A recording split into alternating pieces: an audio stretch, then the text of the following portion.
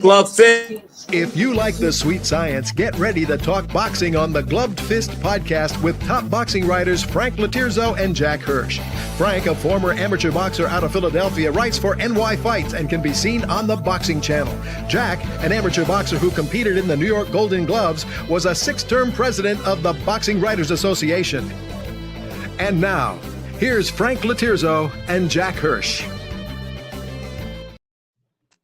Let's try this again, and we're back. Welcome to Glove Fist. My name is Frank Lotierzo, part-time writer, full-time observer, joined by Jack Hirsch, full-time observer, and former 6-term president of the Boxing Writers Association of America. How you doing tonight, Mr. Happy? Hey, great. I am looking forward to the show because it's 7:20. And the reason I'm up front saying who we're going to have, there it goes. It's on the screen. James Bonecrusher Smith is our special guest. He's going to be coming on at 7:20 tonight, close to 20 minutes from now. And the reason I'm upfront about it, Lotierzo, because if they hear you talk boxing, we might lose some viewers. But if they know Bonecrusher's coming on, they're much more likely to stay. I don't know who's writing your material, Jack, but you can get a better writer. Anyhow, Jack, do you like to live in La La Land? I'll ask you why, or I'll tell you why. A friend of mine who's becoming a friend of yours, his name is Lyman Pauly. Good man. And he told me that sometimes you guys exchange little messages about your delusion that Ken Norton would have defeated Ron Lyle. And that just got back to me over the weekend. And I thought, isn't that something? I guess when you're so far out on something and you're wrong, you need validation. So you have to find someone else who's wrong and sees the world the same way as you. Well, you're dredging up old news. I mean, that was from long ago that Ken Norton. Yeah, I think he definitely beat. But I didn't know you had these little love-ins behind my back. No, not lately. Not lately. We haven't. We agree. I mean, because Lyman Pauly, is a stable guy. I mean, he's a sensible guy. I heard he's the Bible of boxing. Professor Wikipedia has nicknamed him the Bible of boxing. So we'll go with that. He is the Bible of boxing. I just think it's funny. You've had so much time to think about this, and so has he. And I just don't know how you could both be so wrong.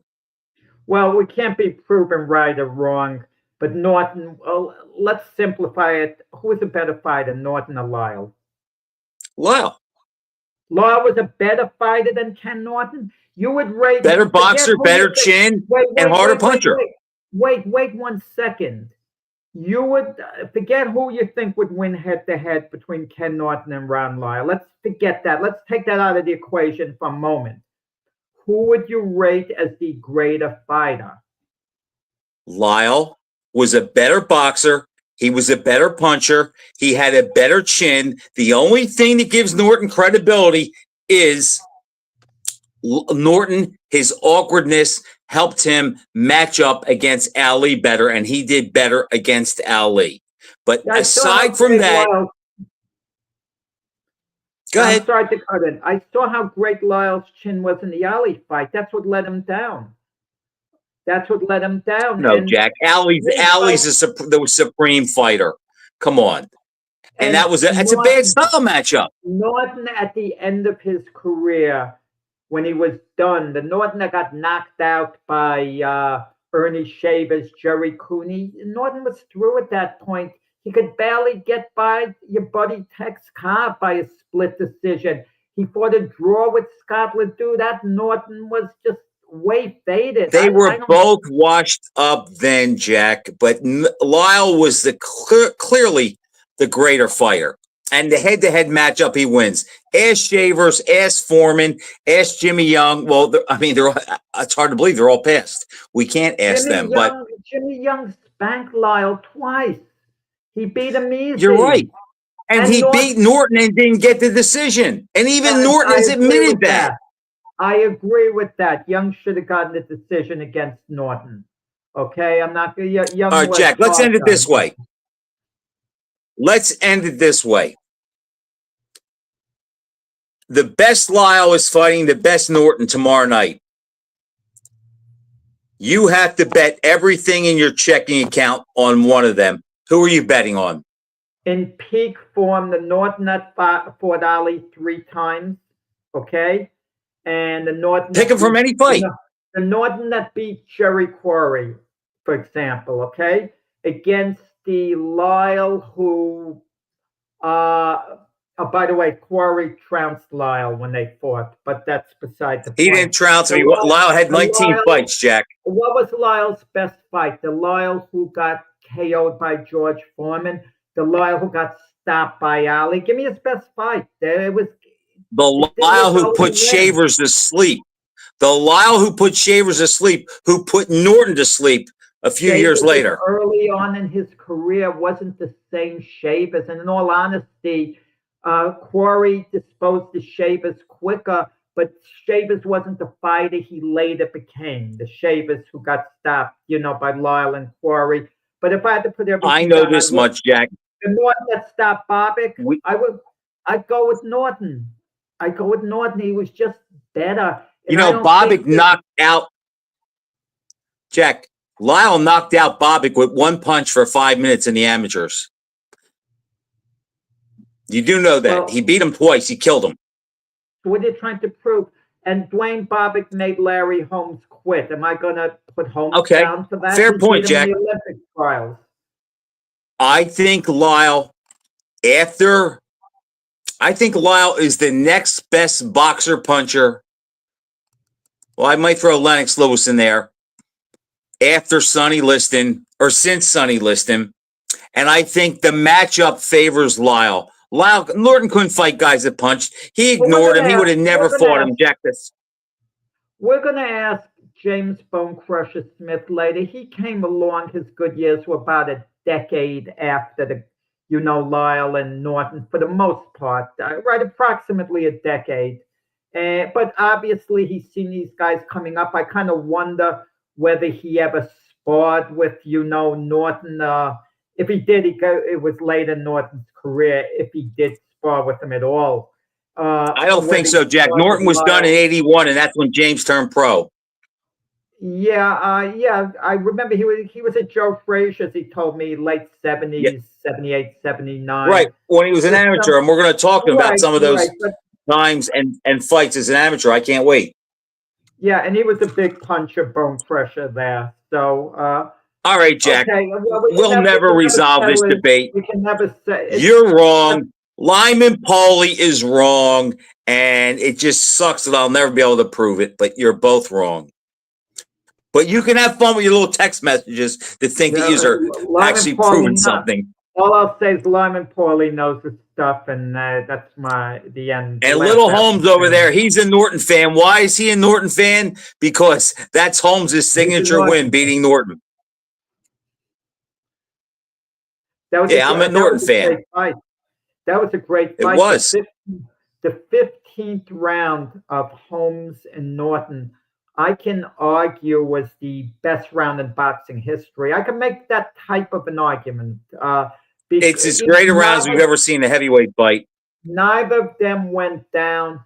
They left it all on the table. That's why when people talk about Hagler and Hearns as the greatest, fight of all time, it only went 3 rounds.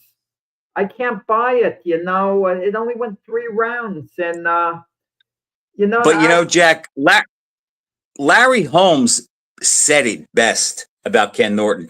He said the guy basically made a career out of fighting an old Ali. And I think Larry is right about that. I don't remember Larry saying it, but keep this in mind. That he said it the night of the fight. Two of their first 3 fights, Ali Norton, took place before Ali KO'd Foreman, before Ali beat Frazier in the rubber match. So I don't want to hear he didn't beat an old Ali. He beat a good Ali. He beat an out-of-shape Ali in the first fight. And then when he had the rematch, Ali was coming off the broken jaw, and even though he trained hard, I don't think he ever met a peak Ali. If he met a young Ali, the 1967 version, Ali would have clearly outpointed Norton. It wouldn't have been a disputed decision. Ali would have won I think by a wide margin, but Norton would have given them a lot of trouble and been in the Norton fight. always will give him trouble.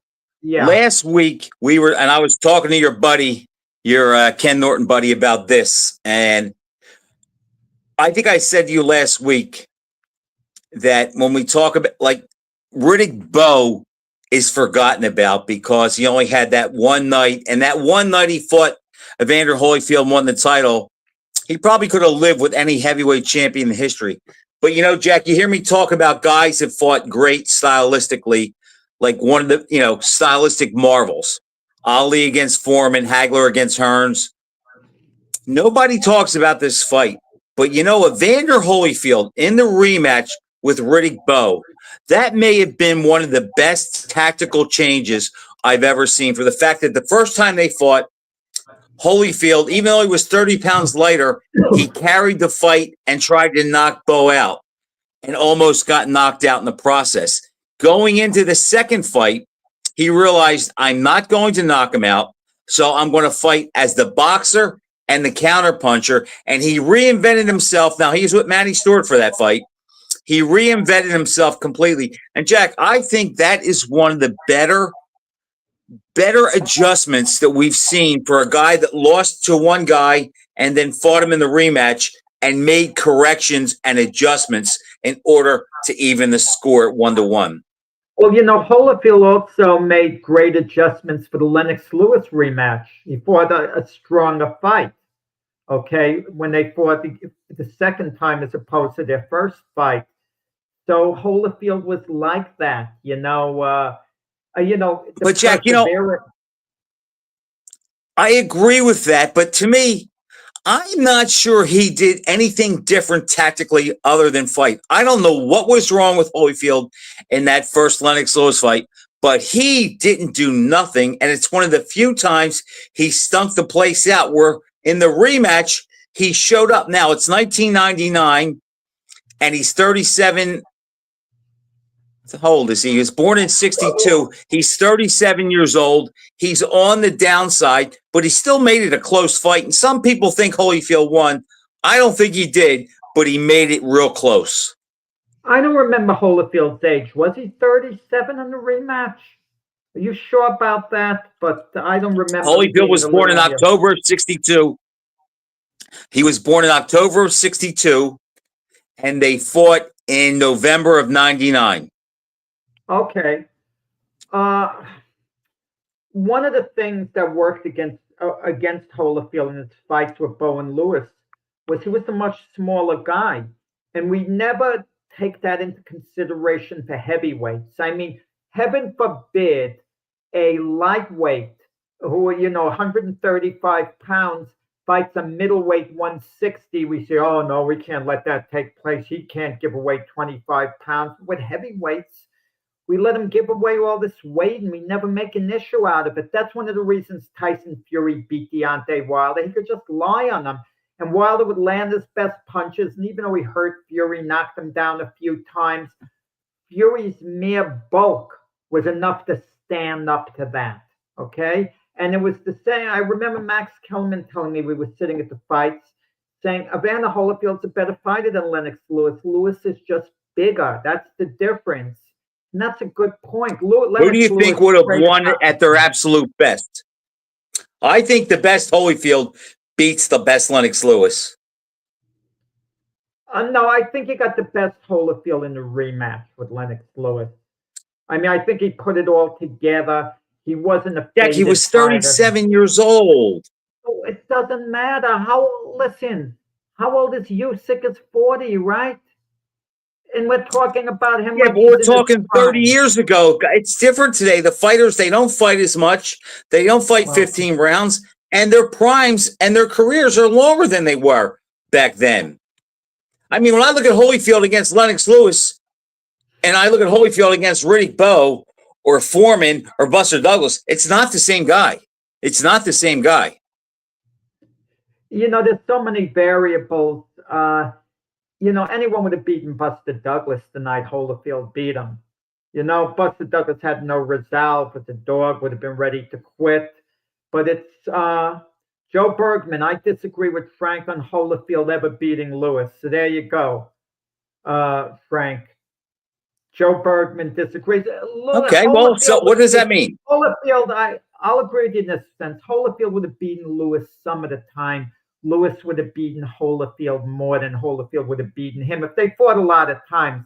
If you made the two of them But fight Jack, you know what? 3 times a year over a 5-year period, 15 fights, Lennox wins, I think, like 10, 11 of those fights.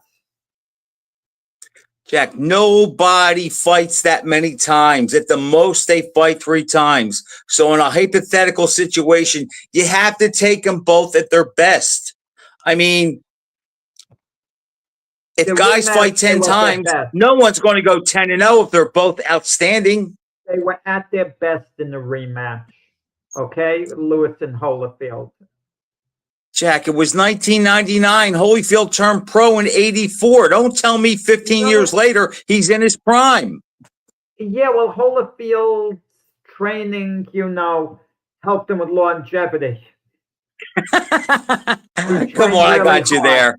He trained really hard. I'm just glad we're talking about heavyweights. So when James Smitty comes on, we can have some fun with that. Now you're going to tell Bonecrusher Smith you know more about heavyweights than him, Frank? I mean, if he asked me, how far does your arrogance go? I mean, what are the limits? That you would tell Bonecrusher Smith, former WBA heavyweight champion, you were friendly with Tim Witherspoon, right? Yes. Okay, and because Bonecrusher won his WBA title, stopping Timmy Witherspoon, you kind of have this thing about Bonecrusher that you're saying he didn't beat the real Tim Witherspoon, that the real Tim Witherspoon. You know what? Beat him in their first fight, actually. And handily. But James was inexperienced then, but they fought a year later. He caught him and he beat him fair and square. But Jack, you talk about that. Well, Witherspoon is a 2-time heavyweight champ. And I went to the fight with him and Tex Cobb when Jimmy Young fought Marvin Stinson. And Tim tried to tell me the whole way down that Marvin was going to beat Jimmy. And Jimmy boxed circles around him and won every minute of the fight. Yeah, did Jimmy Young work out at Joe Frazier's gym? Yes, he did. James probably saw him spar a lot. He wasn't a Philly fighter in the image, the mold of a Philly fighter. No, but he had, he had trained at Frazier's from like his pro debut on. In fact, he was one of Frazier's sparring partners for the Ali rematch. And in 1971, after Ali lost to Frazier, he moved to Cherry Hill. He did an exhibition at the Cherry Hill Arena. I think this was in the late summer. And he boxed 3 guys that night. I forget who the third one was. Russell told me and I forgot. But the other 2 guys were Benny Briscoe and Jimmy Young. So Jimmy Young had been in with big time guys as early as 1971. Although he was mismanaged early in his career and he took fights against Shavers and Roy Williams that he probably shouldn't have taken that early. Yeah. I mean, I'm waiting for Bonecrusher to come on because he'll have certain views. He was really in the mix for a number of years. I mean, there was that great knockout of Frank Bruno. There was the Tyson fight, which didn't reflect great on him, but he went the distance with Tyson. And, how many fighters could have... And almost knocked him out. With a peak Mike Tyson stopped Timmy Witherspoon in a round to win his title. And Larry Holmes, he was doing well in the first fight, but then got cut, and it forced the stoppage. So there's a lot of great questions we can ask James because he fought all the guys of the 80s. Yes, I'm waiting for our producer to bring him on, James Bonecrusher Smith. Our producers don't listen to me, Frank, anymore. He's not here yet, guys. Okay. That means I have to keep talking to Jack? Talking to Jack? Well, it's like, think of the tape on the glove being off. They got to wrap it around again. Think of it as that way. Over the weekend, I saw a couple of heavyweights fight. Dave Allen stopped Johnny Fisher in 5 rounds. Now, in England, that was a big fight. He had meant nothing. But Johnny Fisher was an unbeaten heavyweight. He won a controversial decision over Dave Allen in their first fight. Dave Allen looked pudgy. He didn't look the part of a fighter. And Fisher outboxed him for 4 rounds. In the 5th round, Allen decided he was going to bomb away. He threw punches with mean intentions, and he stopped Fisher. It was that simple. It was like, wow, beat him in the rematch. So Johnny Fisher, who drew good crowds in England, I guess he's still a local attraction to the point where we have to put it in perspective. I don't know whether you've seen Eddie Hearn is now urging Tyson Fury, stop playing around and just come back to the ring. Of course, he wants Tyson Fury coming back so he could match him with Anthony Joshua. I think it's a cash out. I don't think Anthony Joshua has much of a future in the heavyweight division, maybe 2-3 more fights, if that. So I think Eddie Hearn puts him in with Tyson Fury. It's a massive payday, and to cash in now, because if they don't fight one another, who are they going to fight? And I don't know, this Fury is only going to fight for the money now, I think. Jack, that fight, Fury and Joshua, reminds me of Mayweather and Pacquiao, that no matter when they fight, it will be big. And speaking of Mayweather and Pacquiao, there's a channel called Viceland, and they do all kind of different things, sports-wise, culture-wise. And Jack, they've been doing this series called The Grudge. And I think I told you about it last week. They had Clemens and Piazza, Kobe and Shaq, Conor McGregor and Khabib, Holly Holm, Misha Tate and Ronda Rousey. Well, this Wednesday night at 10 o'clock, because it's 12 nights across 8 sports, they're doing Mayweather versus Pacquiao. So if anybody wants to check that out, 10 o'clock tomorrow night on Viceland, I'm going to check it out just to see who they talk to and what they say about that fight. I don't have a lot of time for that, but there was never a grudge with Mayweather and Pacquiao.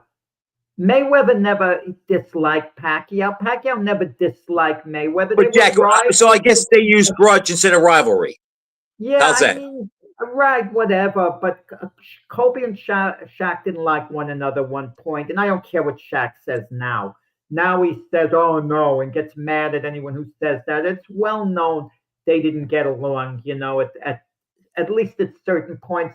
But thankfully, they mended fences, before Kobe was tragically killed. I'll tell you one they'll do in the future. Well, Caitlin Clark and Angel Reese.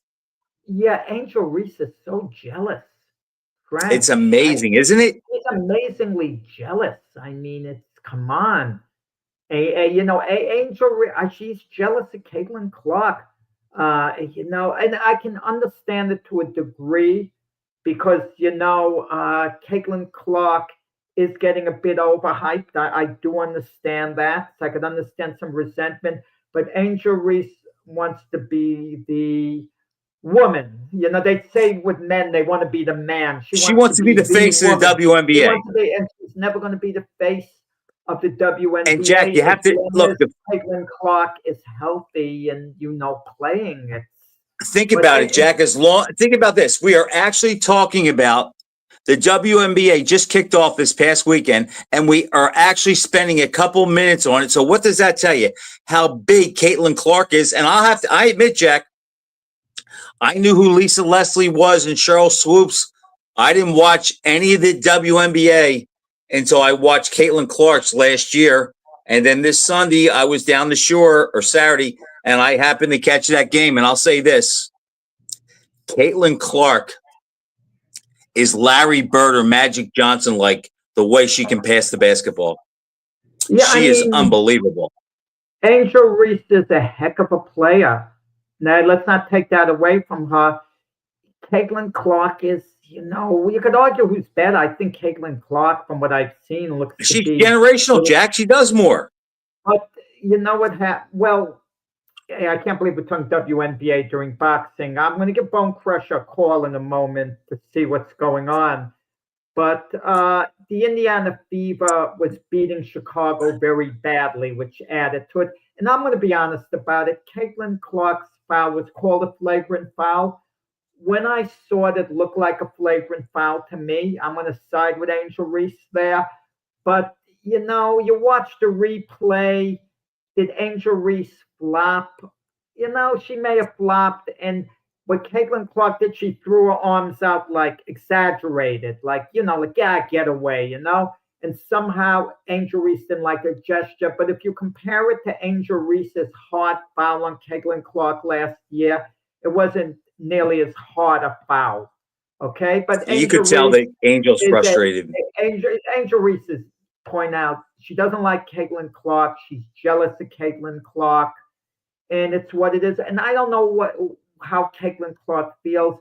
Maybe she dislikes Angel Reese. Maybe Gentlemen, I guess our guest has arrived. Our guest has arrived. Introducing Mr. Bonecrusher. Okay, I think we're on. That is not Bonecrusher Smith. You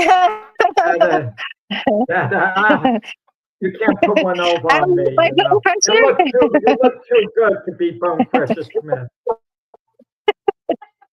Well, thank you, Smith. Hold on for a second. Sure. There you go. Hello. How's it going? Hey, Smitty. Hey, Bonecrusher. Do you remember this guy? He went to Joe Frazier's gym when you were there. Let me take my glasses off. Yeah, how you doing? Smitty, I'm going to drop something on you. I'm going to drop a name on you, and I want to see if you remember it. Because you used to spar this guy. Sandman Parker. Yeah. Do you remember? Sandman. Do you remember him? Yeah. Yeah. Where is he at?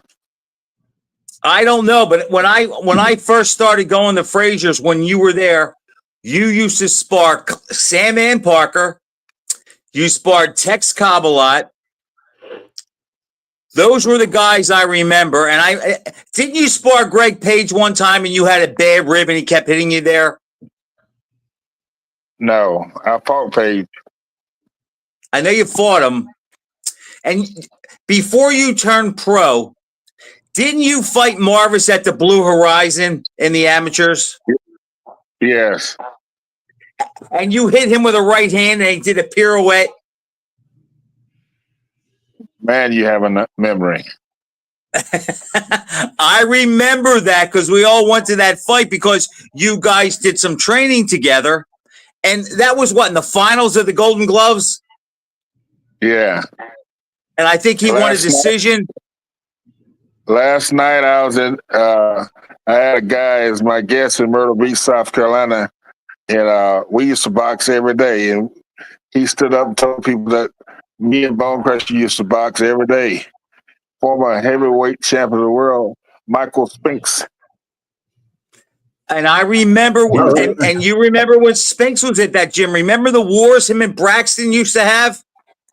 Yeah. Everybody would stop what they were doing and they'd sit and they'd watch those two guys go at it. It looked like the Thrill in Manila. Yeah. Who got the who got the better things between Spinks and Braxton when they sparred? Do you remember? Well, if you're asking me, I'll tell you. Yeah. Well, yeah, I value your opinion, Frank. I need a Bonecrusher, and you could add it. It was back and forth. It depended on the day. It would depend on the day, yeah. But that was a gym, man. Everybody came to that gym and trained. Remember back then, 78, 79, everybody who was somebody came to that gym. Sugar Ray Leonard, Holmes, Witherspoon trained there. Obviously, Marvis, Jimmy Young, Marvin Stinson, Braxton, Michael Spinks, of course. You remember he used to wear the sailor hat all the time? Yeah. Yeah. Bonecrusher, let's talk a little about your career. Okay, and I think the fight that shot you up there was the Frank Bruno fight in England. Okay, you were behind on points going into the 10th round. And I think that was your introduction to at least the American public to come from behind and knock Bruno out. Did you realize you were behind on points going into the last round? Yes, and they didn't have any judges. They just had the referees. So had I Yeah. not knocked him out, I was gonna lose the fight. Right. And Frank, quick trivia: who was Bonecrusher's trainer for that fight? Do you remember? My trainer? No, well, I know the answer. I'm testing my co-host Frank Lotierzo. Bonecrusher had a famous champion training him. Emil Griffith. You got it. Good one, Frank. Yeah. How much Yeah. did Emil help you when he trained you? Well, he helped me a great deal, and I told the guys last night at the Hall of Fame. You know, I created the Boxing Legends Hall of Fame project in Myrtle Beach, and I told the audience last night that Emil Griffith showed me and told me how to beat Mike Tyson, and I wouldn't listen to him, and I could have knocked Tyson out if I just listened to what Emil Griffith told me. Yeah, What do you did think it. happened in that fight, Jimmy? Because you know something, I told everybody because I had watched you train, and I said there's a very good chance this could be a repeat of Foreman, you in the role of Foreman, and Tyson in the role as Frazier. And and I thought when you cut loose on him, you were going to knock him out. And that's what Griffith said. That all you have to do is move your hands, and the guy falls down. You have the power. Move your hands, and the guy go down. That's what he said, and I refuse to do that. I don't know why I refuse to do it, but you really can't think of a reason why, because it didn't look like he ever hurt you. Nah. You know, after the fight, Tyson's manager Jim Jacobs said you damaged Tyson's career. They want nothing to do with you. Damage it not because you beat him, because of the way you fought. You were constantly holding him, and some people even gave you the name. You heard it. This isn't coming from me. I'm just saying what they said. Bonecrusher Smith, because of the amount of times that you grabbed onto him. But at the end of the 10th round, as Frank Lotierzo was telling me before the show, and as I remember, when you finally cut loose with a combination, his legs went out from under him. Why did you wait so darn long, Bonecrusher? Why did you wait until you saw the finish line? I don't know. I don't know today. I don't know. Yeah. Well, look, let's. Oh, go ahead, Sonia. Yeah. So this is our producer, Bonecrusher. Hey. Sonia Pearson. Hey, Sonia. When she was a kid, she's one of yours from the Carolinas. That's all I'm going to say, and I'll let her talk. Hi, Bonecrusher. It's so good to meet you. I'm such a fan. I've been a fan since I was a kid. My father was a fan. We're from Robertson County, North Carolina, Lumberton, Fayetteville. And we watched you fight Tim Witherspoon, Frank Bruno, Mike Rouse. Like, we are super fans. I mean, I know about your 44 wins, 32 knockouts. I just wanted to come on and say hello. Thank you, Frank and Jack, for letting me come and say hello. And congratulations on being the only degreed fighter as well, your college degree. That's a big feat. Yeah, I was first. Yes, Thank you. were. Are you the only one, James? Is there anybody else that has a 4-year degree? I think Klitschko. Yeah, that's right. I forgot about them. Yeah, and ironically, Bonecrusher, I'll be in Myrtle Beach this weekend with my sisters because I live in Atlanta now, but we're doing a sisters weekend. So I'll be thinking about your Legends Hall of Fame there that you got going, Legends of Boxing. I just did it this weekend. Oh wow! Yeah, it was cool. it was yesterday. Mike Spinks, they flew in Saturday, and they flew out today. Oh wow! I know everything was amazing. Well, yeah. I'll let you get back to the show. Thank you so much for letting me be introduced, Jack and Frank. Take care, Mr. Bonecrusher. Take care. See you. Okay, Bonecrusher, before we continue, I need you to settle a quick argument that I'm having with my co-host, Frank Lotierzo. you're pretty familiar, I'm sure. And I don't know whether you ever sparred with Ken Norton and Ron Lyle. Have you ever sparred with them? No, No. Okay. I mean, no, neither one. when you are up and coming, you observed the two of them, correct? Yes. Who were the one between Ken Norton and Ron Lyle in their primes? Well, both of them could punch, but Lyle probably punched harder than Norton. But Norton probably threw more punches. So that's a non-pick. So I'm going to say that's a Lyle pick. Yeah. Well, yeah, Lyle, you let Bonecrusher on. Bonecrusher, let's get back to your career. That's what we're here for. Okay, so you fought Tim Witherspoon twice. When you won the title from him the second time, that's in the second fight, it seemed too easy because the first fight he beat you, and he beat you clearly. He was busier. He threw a lot of punches. And Tim Witherspoon, when he was motivated, he was a terrific fighter. And you probably sparred with him in Joe Frazier's gym a number of times. I would guess, maybe I'm wrong about that. But the second fight when you stopped, I didn't spar with Tim. Okay, but the I didn't second spar with fight, Tim. when you fought him the second time, okay, what was different from the first fight? Why were you able to have such success? I was mad in that fight. I was mad with Tim and Don King. What a lot of people don't know is Don. I was suing Don King, like a lot of people sue Don King, but I was suing him. So he calls me up, Bonecrusher. This is Donald King, and man, I said, oh, hey Don, how you doing, brother? He said, Bone, I want to settle this lawsuit with you. I'm gonna give you the world title fight, and I'm gonna give you some money. I said, well, that's awesome, Don. I said, Don, who is the fight with? When is it, and where is it gonna be? He said, well, I got some bad news, Bone. I said, what's that, Don? The fight is gonna be against a guy named Tim Witherspoon. I said, uh-oh. My mind went back decades, and I remember those whippings I got from my teacher. But Tim Witherspoon had beat me the year before in Las Vegas. 12-round decision. Beat me up. NABF I said, Don, when is this fight? And when is this fight and where's it going to be? He said, Bone, the fight's going to be on HBO. You got a chance to show the world who you are on HBO. I said, Don, when is this fight and where's it going to be? He said, Bone, the fight is going to be at Madison Square Garden, New York, and it's going to be next week. Don gave me a 7-day notice to fight Witherspoon, a rematch of a guy that hit me up the year before.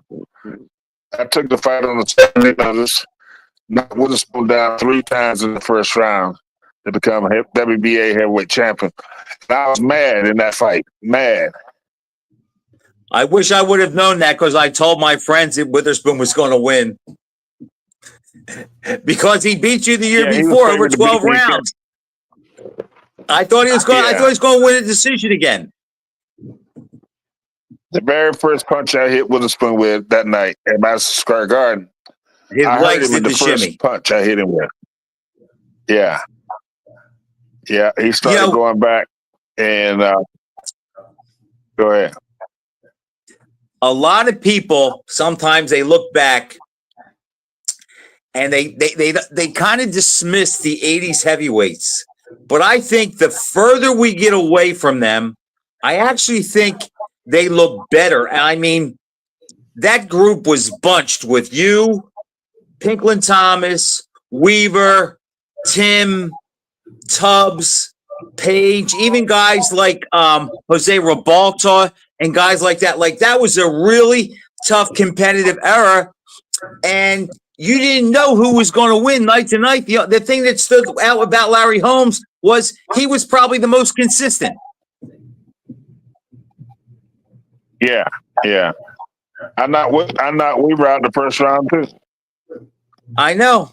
That's another. I had a feeling you were going to get him. I remember that. I had a feeling you were going to beat him. Here's a question though. How did you end up making your pro debut against James Broad, who had so much more experience than you, and they were bringing him along because he won he beat Marvis to win the Olympic berth. We didn't go to the Olympics, but how'd you end up turning pro against a guy like that? Bob Arum. Well, I think part of the answer is Bob Arum had James Broad, and he said, "Now, if you beat James Broad, I want to sign you too." I said, "Okay, I'll fight him. I'll fight anybody." My goal was to fight anybody. I think Bonecrusher, when you first turned pro, you weren't considered a prospect per se. James Broad obviously was an Olympian. He was considered a prospect. Marvis Frazier considered a prospect. I think James Bonecrusher Smith was just considered a big raw kid. No idea what he could do, but no one was forecasting great things for you. That's why I think, you were matching certain tough fights. No one ever really looked out for you your whole career.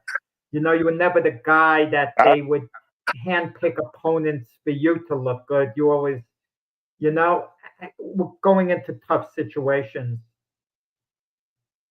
I walked out of the tobacco patch, walked into the ring. Larry, I remember when you were an amateur at Frazier's, they weren't lining up to spar you right away. I do remember that. You were such a big dude and so intimidating looking, and yet you're the nicest guy. I remember that. And with the name Bonecrusher, it's like you had an air about you where, like, do I want to talk to this guy? But I remember you were always really laid back and cool, like you are now. Yeah, well, thank you. Rondo Tex Cobb, the cowboy, he would box anybody. We talked about him last night too. I remember you used to box him a lot. Did he throw kicks at you? Bonecrusher. No. Mike Spinks told me he used to drive. Tex Cobb drove him crazy. He'd throw these kicks at Mike Spinks. Yeah. Mike Spinks and Tex Cobb were actually buddies. It's an odd pairing because Tex Cobb gave the image of being a redneck. I'm not saying he was at all in any way, shape, or form, but that's just the image he portrayed. And Mike Spinks looks back really fond on that, but I guess he just liked to throw the kicks at Mike Spinks. He would do that, Jack. Instead, the guys would go to touch gloves, and he'd throw a round kick over their head. Yeah. What happened if he missed and kicked him in the head? James, wasn't he a funny guy? When you were in the gym with Cobb, you couldn't help but laugh. He was a funny guy. I didn't laugh while I was in the ring, but I laughed before and after the ring. Yeah. It was Joe Frazier's gym. Did Smoking Joe ever get in the ring with you or say he wanted to or whatever? Did you ever see him put on the gloves and go at it with anyone? No, I don't remember that. Do you? James, I only saw him, this is in 1979, and I saw him spar one time, and it was against Tyrell Biggs. And they put 10-ounce gloves on Tyrell, and Joe had on 16-ounce gloves, and they moved around for 2.5 rounds, and in the third round, Joe ripped Tyrell with a left hook to his body and dropped him. And he said, "Don't ever put them bag gloves on the next time you get in the ring with me." Wow. And he dropped them. But that was the only time. I remember he used to ride Tex Cobb about kicking the bag all the time. He'd say, "Hey, Tex, you're gonna ruin my bag. Don't kick it." And then Tex would say, "Hey, Joe," he goes, "I've been kicking this thing for 3 years and I haven't ripped it." And Joe would just walk up to the office. That's how he was. Bonecrusher, tell us about your fight against Larry Holmes when you fought him, for the title. You were doing okay, and then you got cut. Yeah. Well, I had respect for Larry, and Larry had beat everybody, and really, Had I listened to Emo again, I could have beat Larry Holmes because I heard him in that fight. I really heard him in that fight. But I started digging late, and had I jumped on anybody the first round, kind of like Tyson did, I'd have knocked any of them out. Wait, why didn't you listen to Emil? You keep saying, "Oh, if I listen to him this fight, if I listen to that fight." Why? So Emil obviously was a heck of a trainer. If you believe you would have, knocked Tyson and Holmes out had you just listened to Emil. Well, when you're in the heat of the battle, it's hard. Sometimes it's hard to do that. We're getting a little. Sometimes your mind runs away from you and you think you know better. Yeah. James, how was Larry the best you ever fought? Yes. Well, I don't You would know say who's better than Tyson. Tyson knocked Larry out. Yeah, but Larry was off for a while. Right. This is a debate I have with people. I think it's a question of styles. I think Larry Holmes was hittable. He was hittable his whole career, even though he's a great, great fighter. And I think the best version of Tyson always would have knocked out the best version of Holmes. I don't, I have little doubt about that. Just on a style matchup, I couldn't see Holmes keeping away from Tyson the whole fight, they even be past the middle rounds. But you were in the ring with both of them. Who do you think would have won, at their best, at both guys at their peak? And you fought both guys at their peak, so you're exactly qualified. And won 12 rounds of both. Right, and you fought them both when they're at their best. Yeah. I still think Tyson would beat Larry. Because you think Tyson beat Larry? And yeah, he did really shot back away shots. It's hard to hear your phone pressure. We're getting static. Did you hear static, Frank? Yes. I didn't quite hear what he said. Right. Tyson would beat Larry, I think. Tyson would beat him? Yeah, I think so. Do you watch boxing today? Yeah, a little bit. What do you think when you see today's heavyweights and the money they make? I wish I was 20 years younger. I got news for you, Bonecrusher. When you fought, the heavyweights that came along before you said that they wished they were fighting in your time because they thought the guys in your time were making big money. It's always going to be that way. I mean, it's what it is. Did you have any favorite fighters, growing up? Any idols? Anyone you really looked up to more so than anyone else? I like Muhammad Ali, and he is the guy that motivated me to get into boxing. I had gone to college, and between college and University, I am the greatest. They know anything about my. So Bonecrusher was saying Muhammad Ali was either his idol or the fighter who inspired him the most. He didn't fight like Ali. That was the strange part about it, because he was Jack, I was thinking the same thing. James was a big puncher. Ali was a boxer. Right. You never know. I mean, they asked Roy Jones once who his favorite fighter was of all time, and he said like Salvador Sanchez, and it was like, what? It just seemed like a different style. I could understand Ali's idol was Sugar Ray Robinson, who he fought a lot like at times. I'm back. Oh, good. Okay. That was the 1 minute. So Ali was but you never wanted to box like Ali, did you, James? Because you have different skills.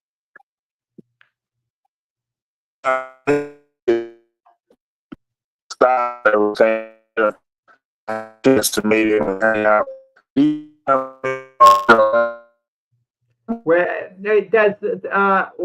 a difficulty with reception here, Bonecrusher. It's not your fault. It's sometimes these things See happen. if you can Mr. Bonecrusher, see if you can deactivate the Wi-Fi that's on your device and use just your regular data. If you're using a phone, just use your regular data. If not, try to turn your Wi-Fi off and on.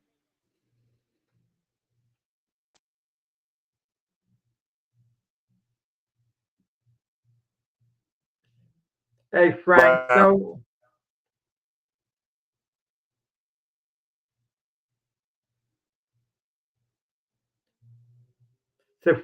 Frank, the Bonecrusher feels it seems that he'd give Lyle a little edge over Norton, from what I could gather, and he would give Tyson an edge over Holmes. Just opinions like anyone else. But the Tyson Holmes is revealing because he fought both of them when they were like in their prime. So Right.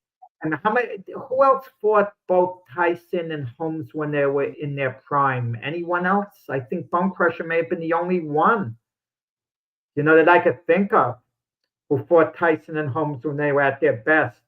Maybe Carl the Truth Williams. Spinks. Bonecrusher, were you Michael Spinks. scared? Okay, yeah, Michael. Michael Spinks. Was Holmes a little past his prime when he fought Spinks, just a teeny bit? It's debatable. He was 35. He was still. Yeah, okay, we could go there. I'll let the Tyson fight. We know that a lot of Tyson's opponents were half beaten before they got in the ring. That's what we heard.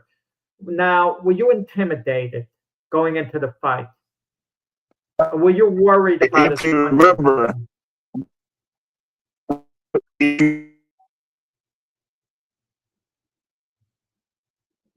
well, it's hard to hear, Bonecrusher. We still have this connection that's kind of off. Not your fault. The reception sometimes in areas isn't good. It happened to me, past shows on occasion. So I don't want you to feel bad, for that. And we don't understand what you're saying, even when the connection's good. He's talking about me. Okay. Yes. Bonecrusher, Yes. with us or what? I think he's, no pun intended, but when I mentioned Tyson, they said about opponents freezing, This wasn't the case of it. yeah. News media James, made, no, we have to know. Mike bigger. What? How did you get the name Bonecrusher? I think I heard that before, and I forget the story. How did you get the name Bonecrusher? Because that's one of the best nicknames of any fighter ever. It's odd. I was speaking with Bonecrusher's wife, saying, well, what should I call him? She calls him James. Everyone else calls him Bonecrusher. So when I spoke to him before the show, I referred to him as Bonecrusher. But I admitted that even that felt a little awkward. It would have felt awkward to call him James because I know him as Bonecrusher. But Jack, is that the coolest nickname of any fighter? Like if somebody said to you, oh yeah, you're fighting Bonecrusher Smith. I am. It's like that is the coolest nickname I think of any boxer. Yeah, that's one of them. It certainly makes you think the guy's got punching power. If you have Bonecrusher Smith, the guy's not going to stick and move and dance around the ring. Which is a question, do all nicknames fit fighters? They've got to fit fighters. And for the most part, I think they do. I mean, Joe Frazier, Smoking Joe, You couldn't call Ali Smoking Muhammad Ali. No. It all depends. Mike Tyson, Iron Mike Tyson. Yeah, George Foreman, Big George Foreman. And James Smith, Bonecrusher Smith, hard puncher. How did you get the name Bonecrusher? Hitting people in the ribs, hitting people in the jaw, breaking things. Now, Lotierzo, you said you sparred with Bonecrusher once, did you? I don't remember. I moved around with some of the heavyweights. I don't remember if I sparred James or not. I think you I probably don't remember. did, and he probably hit you a few times, and it made it You easy. thinking I forgot that? Yeah, I mean, I work with Tex Cobb and Pinklin Thomas, and I sparred Marvis a lot. James, let me ask you this. Yeah. From what you, and I know you know Marvis pretty good, and you guys have a history. A lot of people say that he fought because his father made him fight. Did you ever get that impression? I got the impression that Marvis loved fighting, and Joe couldn't stop him. Yeah, I think it was both. Both ways. I don't know. I think he wanted to live up to his father's reputation, and I think deep down, I mean, this guy, he was born with a lot of money. I mean, he used to drive a Cadillac to the gym. Yeah, A blue Caddy Seville. Yeah, and it was different. So had hard and tough, and he had to do it. He had to do it. Marvis really didn't have to do it. That's true. But I think Marvis that's the had difference. talent. Marvis is better than people think. Yeah. But he was a small heavyweight. Well, Yeah, he was small. Today's fight is Bonecrusher. I mean, does anyone impress you a great deal? Alexander Usyk, fighters like that. Daniel Dubois, Tyson Fury, Anthony Joshua, some of the name heavyweights. How do you think you would have done against them if you were fighting today? Knock him out. You think you would have knocked out Alexander Usyk? Yeah. Why do you say that? If it come to me, I'd knock him out. Oh, I mean, I don't think he's as strong as that. Huh? No. He's not. I'll tell you who you'd match up well with, and you would have knocked him out, and you would have $50 million in the bank right now. That's Anthony Joshua. Yeah. He wouldn't. He might not have even fought you if you guys are in the same era. That's a fight. Yeah, you match up great with him. Yeah. But when you look back, were some of the best times in the gym at Frazier's gym? Yeah, because I met all the guys. I met the guys that I saw on TV, and I guess it's the same way with fans. This is the same way with fans looking at me. I saw him on TV. I saw him on HBO. That type thing. Yeah. Right. Is it true James, I'm so about the Philly gym wars? Were you part of the wars? Did you take it easy sparring, or did you engage in Philly gym wars? I mean, if you weren't part of the wars, you're gonna get beat up and run out of the gym. Exactly. But I'm just glad that you confirmed what I've said. Like at that time, during those years, say 77 to maybe 83, 84, that was the baddest gym on the planet. Like you said, everybody who was somebody passed through there. And to fight every day. Yes. Did you do much work with Georgie Benton? Yes. Yeah. He trained me too in the gym. He trained pretty much all the guys in the gym. Yes, he did. Everybody came through. They'd send to George. Okay, hands, and he would teach you that defense. Yeah. That Mayweather copied. Yeah. Okay. Yeah. Okay. Do it like this. Okay. Yep. I don't know if you were there that day when Sugar Ray Leonard came there to train. We have about a minute, Frank. So I think we have to wrap up with Bonecrusher. We've loved having him on, but we're going to be off the shows, coming to an end now. James, it was nice to talk to you. You've been a gentleman and a credit to the sport. You look healthy. It seems like you're doing well. And I don't think it happened to a nicer guy. And you had a hell of a career and something to be proud of. Thanks for joining us and making the show better tonight. Thanks for all the thrills you've given. Thank you very much. I loved it. Throughout the years. Take care. All right, Sam. sir. Yeah. You take care. Thank you all. Good night. Good night. Okay, What a Frank, nice guy, Jack. I hated to cut it short, but we have to be off at like a certain time. And That's all right. we've come to that time. Oh, we're not going to be doing this show next week, Memorial Day weekend on the Monday, but we'll be back, So, after that. in And 2 weeks. we're gonna have a lot of guests this year. Sometimes they're gonna. Jack is setting up the guest because he knows everybody. I don't know if they like him, but he knows them and he can get them to come on.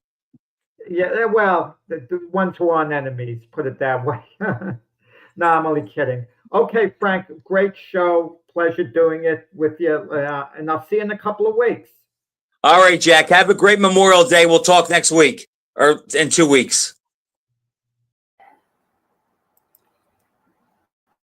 You're watching National Streaming Sports. Over 20 podcasts, 70 shows, and a 3.5-star rating on Roku TV.